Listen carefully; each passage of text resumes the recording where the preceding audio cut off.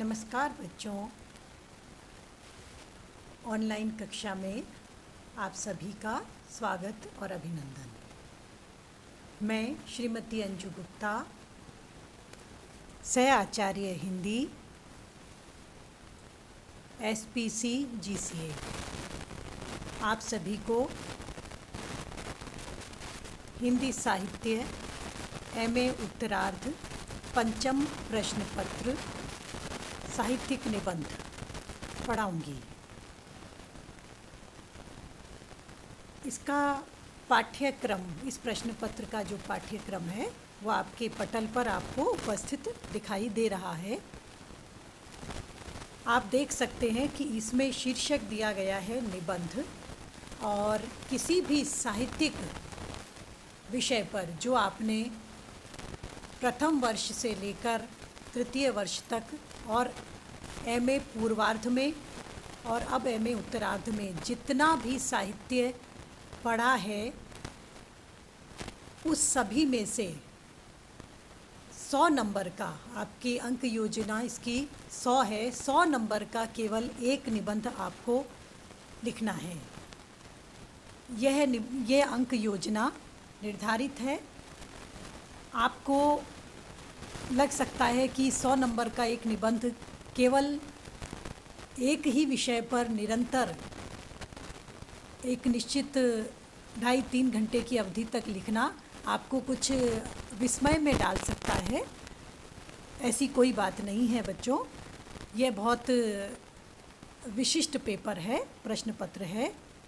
इसमें अगर अपन विभाजन करें तो एक श्रेणी में रख सकते हैं हिंदी साहित्य के इतिहास के चारों कालों को। आप सभी पूर्व में पढ़ चुके हैं, आदिकाल, भक्तिकाल, रीतिकाल और आधुनिक काल। 4 ये हमारे सामने काल हैं। इनमें भी अगर काव्य धाराओं का विभाजन किया जाए तो एक लंबी अवधि तक एक एक काव्य धारा ने अपनी साहित्यिक रचनाओं के माध्यम से अपना युग का प्रतिनिधित्व किया है। दूसरी ओर हम प्रमुख साहित्यकारों को जिनमें भी श्रेणी विभाजन कर सकते हैं, जैसे प्रमुख कवि,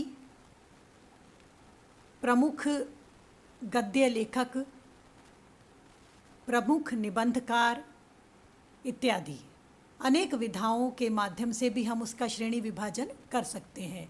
तो आपके इस प्रश्न पत्र में आपको 100 नंबर का एक ही प्रश्न करना है, और वह प्रश्न निबंध के रूप में आपके पास विकल्प आएंगे।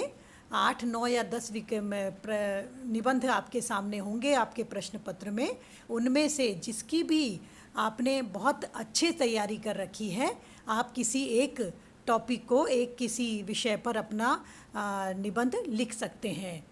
वो निबंध हमें जब हम कक्षा में पढ़ाऊंगी आपको, तो आपको बताएंगे कि वो निबंध किस प्रकार से लिखना है। क्योंकि 100 नंबर का एक निबंध है तो सहज स्वाभाविक है कि हमें अपने लेखन को भी बहुत स्पष्ट और श्रृंखलाबद्ध करना होगा, जिससे हम 100 नंबर के अंकों के इस निबंध में उस विषय से पूछे गए विषय की समस्त जानकारी पूर्ण रूप से दे सकें। इसी क्रम में मैं आपके सामने आदिकाल को, अगली कक्षा में हम आदिकाल को अपने चर्चा का विषय और लेंगे, और आदिकाल पर जो भी लेखन सामग्री है उस पर, प्रमुख कवियों पर, उस पर के नामकरण से संबंधित विवाद पर, इन सभी पर चर्चा करेंगे, और साहित्यिक विशेषताएं क्या क्या हैं इन सब पर चर्चा करेंगे। धन्यवाद।